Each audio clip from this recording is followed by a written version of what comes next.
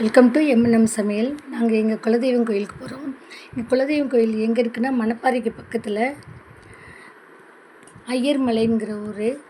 அங்கே வந்து ரத்தினகிரீஸ்வரர் சாமி பேர், அம்மன் பேர் வந்து குழலி, கரும்பார் குழலி அம்மன் பேர். இந்த கோயிலுக்கு வந்துட்டோம் பாருங்கள். இதுதான் எங்கள் கோயில். நாங்கள் வந்து 35 வருஷமாக நாங்கள் மலைக்கு போகவே இல்லை. ஏன்னா நான் போகலை. ஏன்னா இங்கே வந்து 1111 படி ஏறி போகணும். ரொம்ப கஷ்டம். என்னால் ஏற முடியலேன்னு சொல்லிட்டு ஒரு தவணோடு நான் ஏறவே இல்லை. ஃபஸ்ட்டு என் பொண்ணு காது குத்துக்காக போனோம். அவளுக்கு 2 வயசாக இருக்கும்போது அப்போ போனது தான். அதுக்கப்புறம் இப்போ விஞ்சு வந்தோடனே, இப்போ கூட விஞ்சு போட்டாங்களா என்ன, போட்டாங்கன்னு தெரியும். ஆனால் ஓடுதா என்னான்னு தெரியாது எங்களுக்கு. இருந்தாலும் ஊரில் போய் பார்ப்போம், இல்லாட்டினா நாங்கள் எல்லோரும் போகிறோம், நீங்கள் மட்டும் கீழே இருங்க அப்படின்னு என் பையன் சொல்லிட்டான். சரின்னு இருந்தாலும் நான் சாமியை கும்பிட்டுட்டே போனேன். எப்படியாவது இந்த வருஷம் இனிமேல் என்னால் மேலே ஏற முடியுமோ என்னமோ தெரியாது. இந்த வட்டம் எப்படியாவது என்னை வந்து மேலே நான் ஏறி உன்னைய பார்க்கணும் அப்படின்னு சொல்லி சாமியை கும்பிட்டுக்கிட்டே வந்தேன். நான் இங்கே வந்து பார்த்தா 3 மாதமாக இந்த விஞ்சு ஓடுதுன்னு சொன்னாங்க. ரொம்ப சந்தோஷமாக இருந்துச்சு எனக்கு. மேலே போய் கொண்டு விடுறதுக்கு 50 ரூபா சார்ஜ் பண்ணுறாங்க. பாருங்கள், போய்கிட்டு இருக்கோம். நாங்கள் மேலே தான் போய்கிட்டு இருக்கோம். 2 பக்கம் எவ்வளோ பள்ளமாக இருக்குது பாருங்கள். எனக்கு பள்ளத்தை பார்த்தாலே கால் நடுங்கிடும். என்ன எவ்வளோ அது வந்து ஒரு சாமியை பார்க்க போகிறோங்கிற ஒரு சந்தோஷமும் கூட, 2வது பயமாகவும் இருந்தது. இவ்வளோ உயரத்தில் இருந்து ஏதாவது ஆச்சுன்னா என்ன பண்ணுறதுங்கிற பயத்துலேயே போய்கிட்டே இருந்தேன் நான். பாருங்கள், விஞ்சு ஒரு 4 பாக்ஸ் போகுது, 4 பாக்ஸ் வருது. இப்போ நீங்கள் போகிறத பார்த்துருப்பீங்க.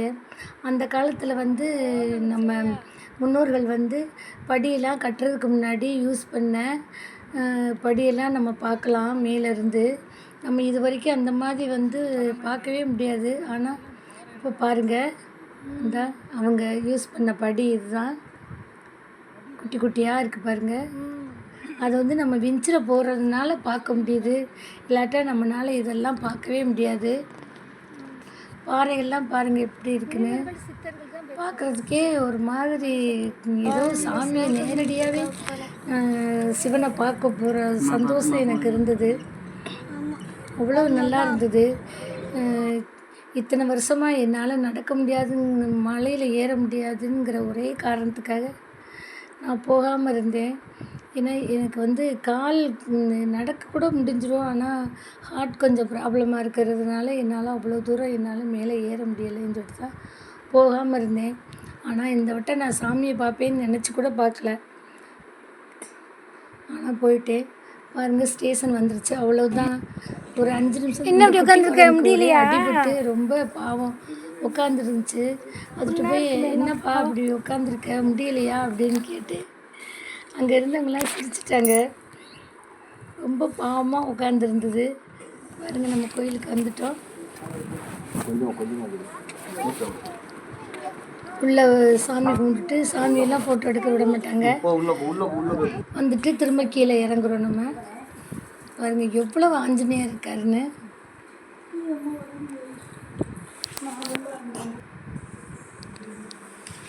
உள்ள இது வந்து மண்டபத்துக்குள்ளே இருக்க சாமி.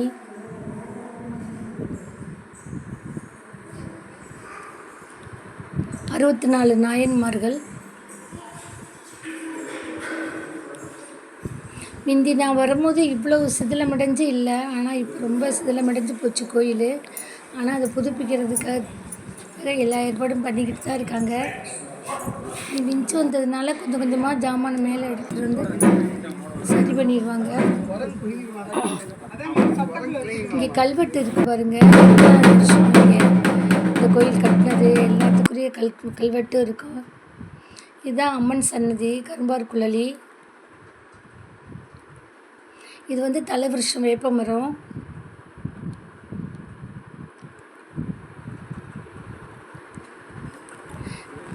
இது வந்து இன்னும் இதுதான் விஞ்சு ஸ்டேஷன். இன்னும் கூட நடந்து போய்கிட்டு இருக்காங்க நிறையா பேர்.